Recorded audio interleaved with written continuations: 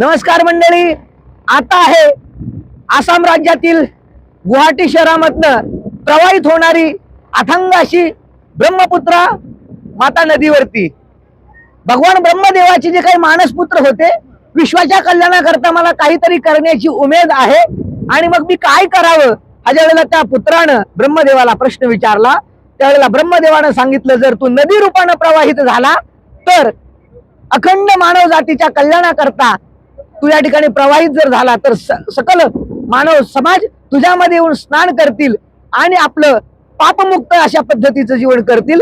त्याकरता ब्रह्मदेवाचा मानस पुत्र नदी रूपानं प्रवाहित झाला, तीच ही ब्रह्मपुत्रा नदी. ही उगम पावते ती तिबेट देशामध्ये, त्यातनं चायनामध्ये आणि चायनामधनं येते ती आपल्या हिंदुस्थानामध्ये. अशा अथांग अशा पद्धतीचं या ब्रह्मपुत्रा नदीचं हे विशाल अशा पद्धतीचं पात्र या ठिकाणी आपण पाहू शकताय. रामकृष्ण हरी.